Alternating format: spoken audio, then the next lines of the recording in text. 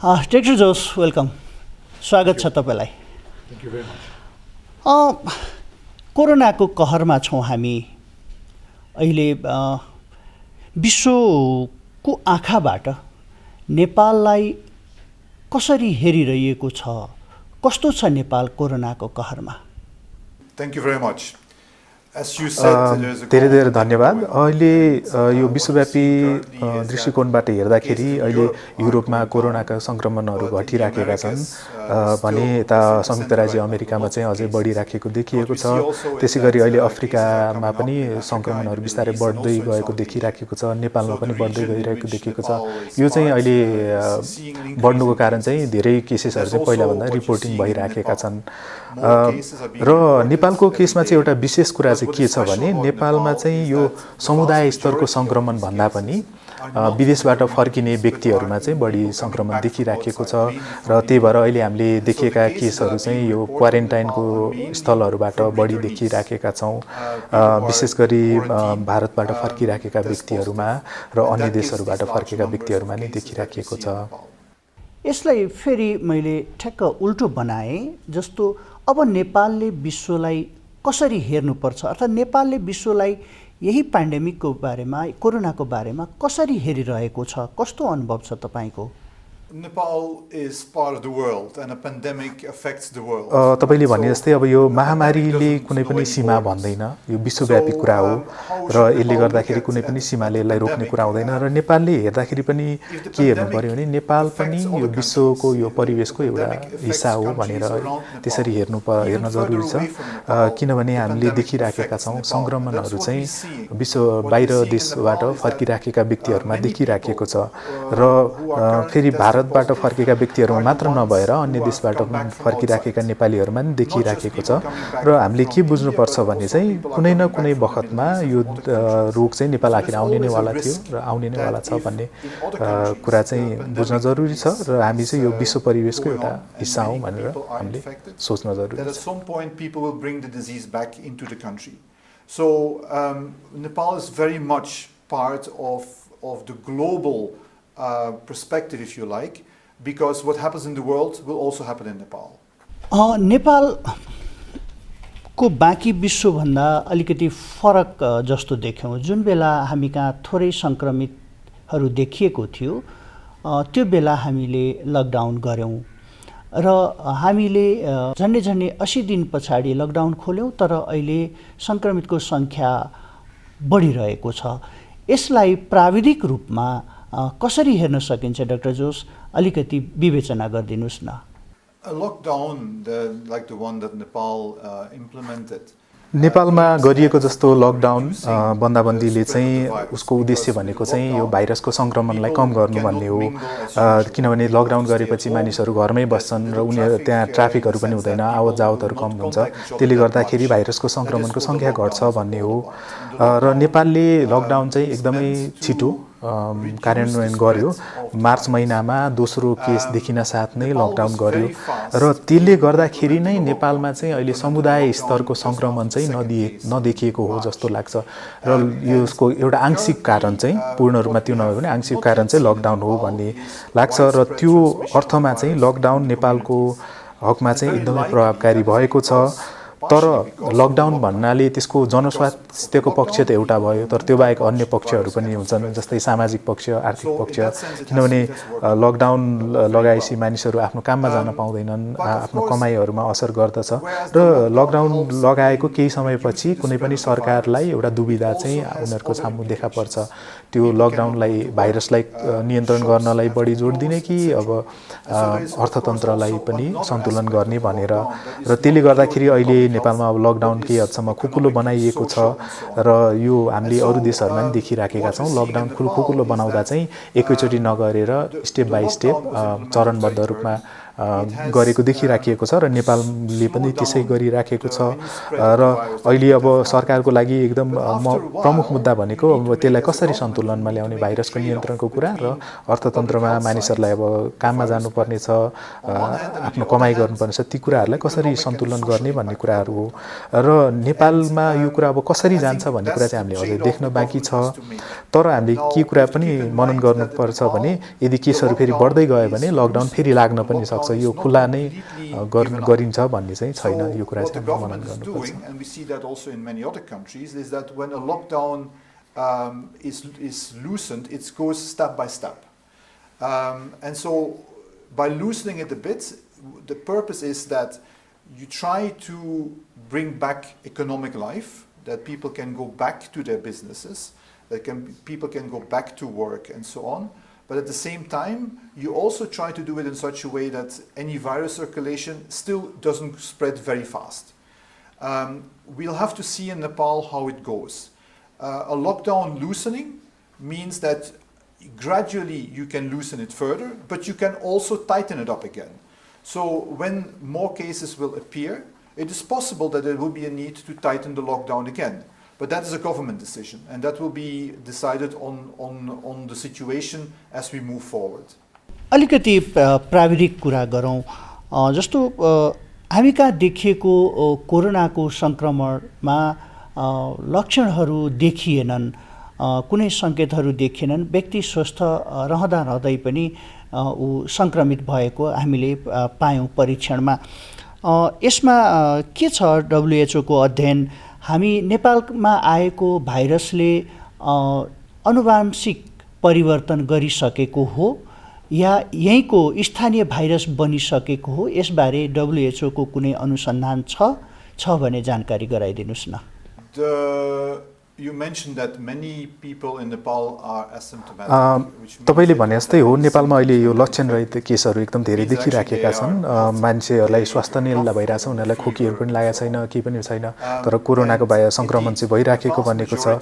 र यो हुनुको कारण चाहिँ एउटा के हो भने नेपालमा धेरैसो केसेसहरू जुन देखिएका छन् ती सबै चाहिँ युवाहरूमा देखिएका छ, कम उमेरका मानिसहरूमा देखिरहेको छ। र ती मानिसहरू कस्ता मानिस भन्दाखेरि प्रायः जसो भारतमा काम गरिराखेका र भारतबाट फर्केका व्यक्तिहरूमा र अहिले परीक्षण भइरहेको नि उहाँहरूमा नै बढी हो। यसले गर्दा यसमा अचम्म मान्नुपर्ने कुरा छैन, किनभने कोरोनाको सङ्क्रमण विशेष गरी युवाहरूमा चाहिँ एकदम कम लक्षण देखिने अथवा लक्षण नदेखिने हुन्छ।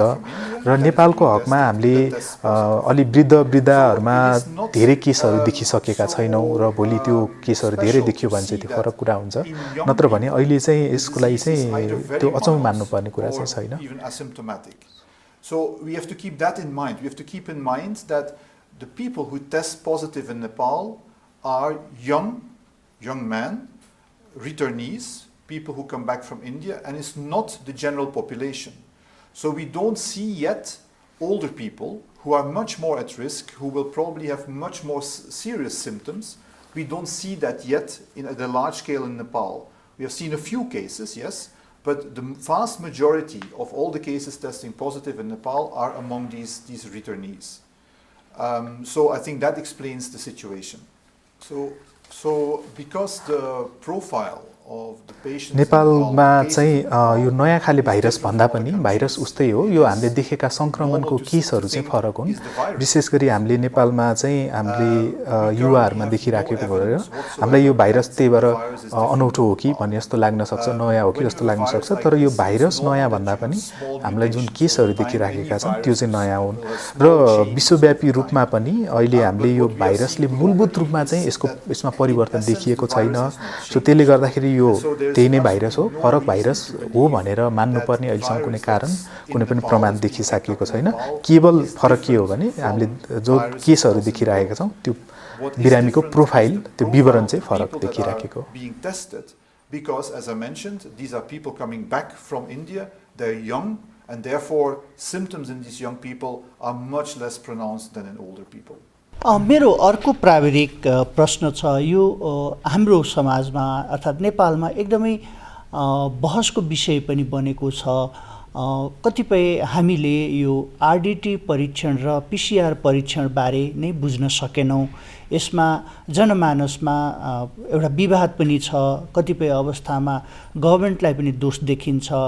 डब्लुएचओले के भन्छ, आरडिटी कस्तो अवस्थामा गर्ने हो, पिसिआर कस्तो अवस्थामा गर्ने हो, यसको प्राविधिक विशेषता के हुन् बताइदिनुस् न। PCR and RDT are two laboratory tests and both are used in COVID. But they're actually very different. RDT र पिसिआर दुईटा प्रयोगशालामा गरिने परीक्षणहरू हुन्, तर यिनीहरू फरक हुन्छन्। पिसिआरले चाहिँ तपाईको शरीरमा अहिले भाइरस छ कि छैन, तपाईँ अहिले सङ्क्रमित हुनुहुन्छ कि हुनुहुँदैन भनेर हेर्छ र यसको लागि चाहिँ तपाईको नाकबाट त्यो स्वाब लिएर त्यो नमुना लिएर परीक्षण गरिन्छ भने आरडिटीले चाहिँ तपाईको शरीरमा एन्टिबडी छ कि छैन भनेर हेर्छ। एन्टिबडी भनेको त्यस्तो कुराहरू हो जुन शरीर आफैले निर्माण गर्ने कुरा हो र एन्टिबडी चाहिँ शरीरले कुनै भाइरससँग प्रतिरक्षा गर्नको लागि, भाइरससँग जुझ्नको लागि उत्पादन गर्ने एउटा चिज हो। एन्टिबडीहरू चाहिँ त्यो पत्ता लाग्न सक्ने जतिको त्यो सङ्ख्यामा उत्पादन हुनको लागि 10 देखि 14 दिनसम्म पनि लाग्न सक्छ। त्यसले गर्दाखेरि आरडिटीले चाहिँ के कुरा हामीलाई थाहा दिन्छ भने त्यो व्यक्ति, उक्त व्यक्ति विगतमा कुनै समयमा त्यो भाइरसको सङ्क्रमणमा आएको थियो अथवा कुनै बेला सङ्क्रमित भएको थियो कि भन्ने कुरा जानकारी दिन्छ। यसरी हेर्दाखेरि यी दुईटा फरक छन् र एकले अर्कोलाई प्रतिस्थापन गर्न मिल्दैन। पिसिआर हामीले प्रयोग गर्ने भनेको कुनै पनि व्यक्ति सङ्क्रमित छ कि छैन र उसले अरूलाई सङ्क्रमण सार्न सक्छ कि सक्दैन भनेर जाँच्नको लागि हामीले पिसिआर परीक्षण गर्छौँ भने आरडिटी चाहिँ विशेष गरी कुनै पनि समुदाय अथवा कुनै पनि वर्ग चाहिँ कुनै समयमा कुन अनुपातमा चाहिँ यो भाइरसको सङ्क्रमणमा आएको थियो भन्ने कुरा जान्नको लागि चाहिँ हामीले आरडिटी गर्छौँ। तसर्थ फेरि दोहोऱ्याउँदाखेरि चाहिँ पिसिआर चाहिँ कुनै पनि व्यक्तिमा अहिले सङ्क्रमण छ कि छैन, उक्त व्यक्तिले त्यो सङ्क्रमण सार्न सक्छ कि सक्दैन भन्ने कुरा जाँच्छ भने आरडिटीले भने त्यो कुनै व्यक्ति अथवा कुनै समुदाय विगतमा कुनै बिन्दुमा त्यो भाइरसबाट सङ्क्रमित थियो अथवा त्यो भाइरसको सम्पर्कमा आएको थियो कि थिएन भन्ने कुरा जान्छ। RDTs on the other hand can be used more for a community-based assessment. If you want to look at a certain population, for example, the people in a certain village or in a certain city. So आरडिटीले चाहिँ शरीरमा त्यो शरीरले प्रतिरक्षाको रूपमा निकाल्ने त्यो एन्टिबडीजहरू छ कि छैन भन्ने कुरा चाहिँ जाँच गर्ने हो। Then you can use RDTs. But it's two very different things you look at, and therefore it is important not to mix up the two. PCR, if you want to know if somebody is harboring the virus and therefore potentially infectious. RDT, to see if people have been in touch with the virus at some point in the past. अलिकति अब थोरै सामाजिक कुरा गर्छु। हाम्रो क्वारेन्टाइनको अवस्था राम्रो छैन। हामीले धेरै पिसिआर टेस्टहरू पनि गर्न सक्दैनौँ। यसमा हाम्रो क्षमता, त्यसपछाडि हाम्रो अर्थव्यवस्था अर्थात् आर्थिक कुराहरू पनि आउँछ। यस्तो कतिपय अवस्थामा क्वारेन्टाइनमा राखेका व्यक्तिहरूलाई परीक्षण नगरिकन पनि हामीले पठाउनु पर्ने हुन सक्छ। कतिपय समाचारहरू पनि सुनेका छौँ। प्राविधिक रूपमा नै भए पनि यसबारे विश्वव्यापी रूपमा डब्लुएचओ को कुनै गाइडलाइन छ यस्तो अवस्था आउँदाखेरि के गर्ने भन्ने बारेमा, अर्थात् आरडिटी या पिसिआर कुनै पनि चेक नगरिकन अर्थात् जाँच परीक्षण नगरिकन व्यक्तिहरूलाई अर्थात् हामी जसलाई क्वारेन्टाइनमा राखेका थियौँ तिनीहरूलाई समुदायमा पठाउन अर्थात् उनीहरूको घरमा पठाउन सक्ने अवस्था आउन सक्छ। Quarantine is done so that हामीले क्वारेन्टाइन गर्ने भनेको ताकि यस कारणले गर्ने हो कि मानिसहरूलाई हामीले कम्तीमा 14 दिनको लागि छुट्टै राख्छौँ ताकि त्यो व्यक्तिमा यदि भाइरस भएकै भए पनि त्यो 14 दिनसम्ममा भाइरस त्यो मरिसक्छ र त्यसले गर्दाखेरि उक्त व्यक्तिले अरू कसैलाई त्यो सङ्क्रमण सार्न सक्दैन र उक्त व्यक्ति पनि निको भइसकेको हुन्छ। तसर्थ हामीले यदि लामो समयसम्म कुनै पनि व्यक्तिलाई त्यसरी छुट्टै राख्न सकियो भने उसलाई टेस्ट नगरिकन समुदायमा अथवा घरमा पठाउँदाखेरि पनि त्यो भाइरस सङ्क्रमण हुने सम्भावना रहँदैन किनभने उक्त व्यक्ति पहिले नै निको भइसकेको हुन्छ। तसर्थ हामीले यदि क्वारेन्टाइन राम्रोसँग गर्न सक्यौँ भने टेस्ट नगर्दा पनि फरक पर्दैन। तर क्वारेन्टाइन कसरी राम्रोसँग गर्ने त भन्नेमा हामीसँग दुईटा उपायहरू छन्। एउटा सबै मान्छेहरूलाई एउटा ठाउँमा लिएर आउने सम्भावित व्यक्तिहरूलाई र उनीहरूलाई त्यो ठाउँमा निश्चित समयको लागि राख्ने। अर्को उपाय भनेको घरमै पनि कुनै पनि व्यक्तिलाई क्वारेन्टाइनमा राख्न सकिन्छ। तर घरमा राख्दाखेरिको एउटा जोखिम चाहिँ के हुन्छ भने हामीले उक्त व्यक्तिले चाहिँ परिवारको सदस्यलाई चाहिँ यदि उक्त व्यक्तिमा भाइरस रहेछ भने उसले आफ्नो परिवारको अन्य सदस्यहरूलाई चाहिँ सारेको नसारेको सुनिश्चित गर्नुपर्ने हुन्छ। तसर्थ त्यसको लागि अन्य परिवारका अन्य सदस्यहरूभन्दा दूरी अलिकति कायम गर्ने, छुट्टै कोठामा बस्ने, छुट्टै शौचालय प्रयोग गर्ने लगायतका सुविधाहरू हामीले सुनिश्चित गर्नुपर्ने हुन्छ। त्यसै गरी क्वारेन्टाइनमा हामीले सङ्क्रमण भएको हुनसक्ने सम्भावित व्यक्तिलाई हामीले अन्य व्यक्तिहरूबाट छुट्टै राख्ने हो। तर त्यही क्वारेन्टाइनमै भएका पनि यदि कोही व्यक्तिमा चाहिँ सङ्क्रमण देखियो भने उक्त व्यक्तिलाई पनि आइसोलेसनमा छुट्टै लगेर राख्नुपर्छ, एकान्तवासमा लगेर राख्नुपर्छ। त्यसले गर्दाखेरि यदि हामीले क्वारेन्टाइन चाहिँ पर्याप्त समयसम्म हामीले कायम राख्न सक्यौँ भने हामीले भाइरस सर्ने जोखिम चाहिँ हामीले त्यसबाट हामी बस्न सक्छौँ, त्यसलाई रोकथाम गर्न सक्छौँ। तर यहाँ मुख्य प्रश्न भनेको चाहिँ हामीले क्वारेन्टाइन राम्रोसँग गर्न सक्छौँ कि सक्दैनौँ भन्ने हो। जस्तै सामाजिक दूरी कायम गर्ने, हामी यहाँ अहिले यसरी कायम गरेको जस्तै, त्यसै गरी हात सफा गर्ने, त्यसै गरी खोक्दा अथवा हाच्छिउँ गर्दा आफ्नो कुइनोले छोप्ने जस्ता यी लगायतका कुराहरू हामीले गर्न सक्छौँ, कायम राख्न सक्छौँ कि सक्दैनौँ भन्ने कुरा हो। तसर्थ यदि हामीले उपयुक्त तरिकाले राम्रोसँग क्वारेन्टाइन गर्न सक्यौँ भने परीक्षण नगर्दा पनि हुन्छ। But in a quarantine site, that's also important. In home quarantine, as I just mentioned, that's also important. People washing their hands regularly, making sure that people don't cough on each other, that there are enough hygiene measures, etc., etc. These things need to be put in place because otherwise the quarantine will not work properly. But if you do it properly, you don't even need tests. अर्को मेरो प्रश्न WHO कै बारेमा हो।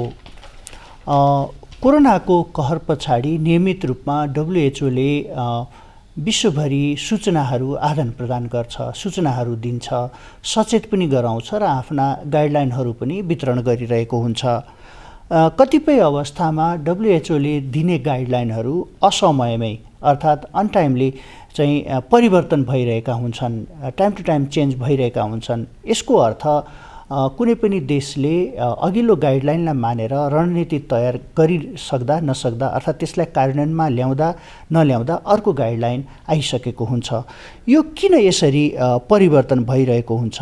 यसमा धेरै देशहरूले even कहिलेकाहीँ हामीले पनि महसुस गरेका छौँ। यसको कुनै कारण छ? उत्तर दिन चाहनुहुन्छ यसबारे? Yes, I think you're very right. Your observation is very right. तपाईले एकदम सही अवलोकन गर्नुभयो। विश्व स्वास्थ्य सङ्गठन WHO ले प्राविधिक सहायता दिन्छ, तर उसले दिने प्राविधिक सहायताहरू र जारी गर्ने मार्गनिर्देशनहरू ती सबै चाहिँ कुनै न कुनै प्रमाणमा आधारित हुन्छन्, विज्ञानमा आधारित हुन्छन्। र यसले गर्दाखेरि अर्को कुरा चाहिँ के भयो भने हाम्रो कोभिड भन्ने यो एकदम नयाँ रोग हो। यसको बारेमा 5 महिना अगाडिसम्म हामीलाई केही थाहा थिएन र यो 5 महिनामा यति धेरै अध्ययनहरू भइराखेका छन् कि प्रत्येक दिन नयाँ कुराहरू पत्ता लागिराखेको छ र धेरै वैज्ञानिकहरूले पनि यो भाइरसको बारेमा अध्ययन गरिराखेका छन् र WHO ले चाहिँ विश्व स्वास्थ्य सङ्गठनले ती सबै कुराको ट्र्याक गरिराखेको छ र वैज्ञानिकहरूले के नयाँ कुरा पत्ता लगाए भनेर त्यो हेरिराखेको छ र हामीले देख्न सक्छौँ बेला बेलामा त्यो नयाँ कुरा पत्ता लाग्छ र विज्ञान आफै परिवर्तन भइराखेको देखिएको हुन्छ। पहिलोचोटि भनेको कुरा अर्कोचोटिको अध्ययनले त्यसलाई गलत ठहराएर अर्को नयाँ कुरा देखिराखेको हुन्छ। WHO tries to keep track of that because any guidelines that WHO provides need to be based on the latest science. And sometimes the science changes. Sometimes early studies say one thing, but then as you go further, then the studies start saying something else. Or they fine-tune what they have found. And so as the science changes, WHO will also change its guidelines. Under normal circumstances, people may not really know अरू this सामान्य because अवस्थामा भए यो कुराहरू भइरहेको हुन्थ्यो तर हामीले याद गरेका हुँदैनथ्यौँ हुँदैन मानिसहरूले याद गरेका हुँदैनथे तर यो कोभिडको कुरामा चाहिँ के भयो भने एकैचोटि धेरै कुरा भइरहेछ धेरै व्यक्तिले यसमा रुचि देखाइराखेका छन् र धेरै अध्ययनहरू भइरहेका छन् र त्यसमा छिटो छिटो छिटो नयाँ कुराहरू पत्ता लागिराखेको हुनाले हामीलाई यस्तो लागेको हो र विश्व स्वास्थ्य सङ्गठन के चाहन्छ भने उसले जारी गर्ने मार्गनिर्देशिकाहरू उसले दिने निर्देशनहरू चाहिँ सकेसम्म हालसालैको सबैभन्दा नयाँ वैज्ञानिक आधार के छ त्यसको आधारमा होस् सबैभन्दा नयाँ अध्ययनले पत्ता लगाएको निष्कर्ष के छ त्यसको आधारमा होस् भन्ने चाहन्छ म बुझ्छु यो कुरा चाहिँ अलिकति अल्मल्याउने खाले कन्फ्युज हुने खाले हुनसक्छ तर हामीले जारी गर्ने कुराहरू हामीले दिने निर्देशनहरू चाहिँ सकेसम्म सबभन्दा सत्यको नजिक हुन जरुरी छ त्यही भएर यो भएको And I understand that can be confusing, but we need to make sure that whatever we advise is as close to the truth as we think it is. नेपालले अहिलेसम्म आउँदाखेरि तपाईँ यहीँ बसेर पनि हेरिरहनु भएको छ क्लोजली काम पनि गरिरहनु भएको छ नेपाल गभर्मेन्टसँग हाम्रा सबल पक्षहरू राम्रा पक्षहरू के पाउनुभयो र ठ्याक्कै तपाईँलाई कहाँनेरि लागेको छ यसलाई चाहिँ अलिकति सुधार्न पाएदेखि अझ राम्रो हुने थियो भन्ने तपाईलाई लागेको त्यस्तो केही छ I've been working now for 5 years almost in Nepal and so I think मैले नेपालमा काम गरेको 5 वर्ष भयो र त्यसले गर्दाखेरि मैले नेपालको यो प्रणालीले कसरी काम गर्छ भन्ने बारेमा केही हदसम्म जानकारी हासिल गरेको छु मैले भन्नु पर्दाखेरि सरकारले जुन लकडाउन कार्यान्वयन गर्न लकडाउन लागू गर्न चाहिँ एकदमै छिटो गर्यो त्यसले गर्दाखेरि आंशिक रूपमा त्यो एउटा कारण हो जसले गर्दाखेरि अहिले सामुदायिक स्तरमा चाहिँ संक्रमण अलि कम देखिएको छ with a quick scaling up of testing because in the beginning there was only one lab now there are 21 labs and I know that the government is further scaling up the testing capacity र सरकारले गरेको अर्को राम्रो काम भनेको scale up छिटै गर्यो यो हाम्रो परीक्षण गर्ने क्षमतालाई चाहिँ निकै छिटो बढायो त्यसले गर्दाखेरि चाहिँ अहिले समुदाय स्तरमा चाहिँ त्यति धेरै संक्रमण फैलिरहेको छैन र अहिले परीक्षणको संख्या पनि प्रत्येक दिन बढिरहेको छ So I think the second thing that the government has done is use the lockdown period also to get better prepared. A lot of work has happened around ordering more supplies, PPEs, PCR tests, etc.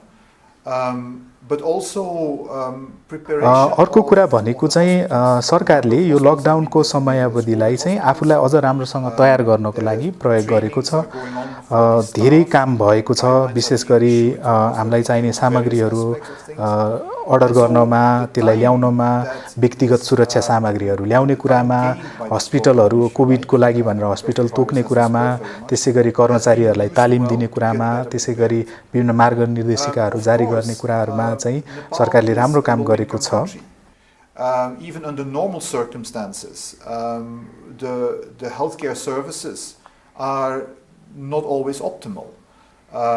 We know that there are sometimes issues with supplies, sometimes there are not enough doctors or nurses available, as we can see in many countries that are of the low income range.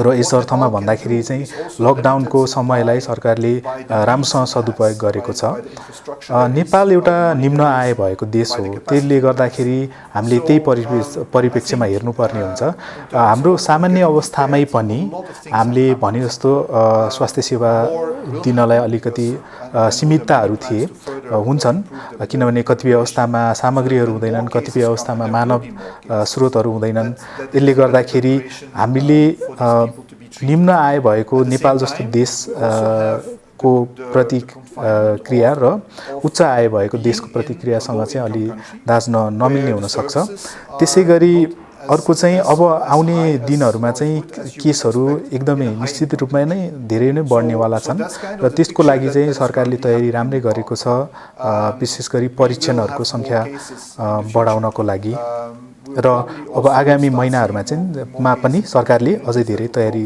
गर्छ भन्ने लागेको छ But currently certainly there is much more preparation than was the case a couple of months ago.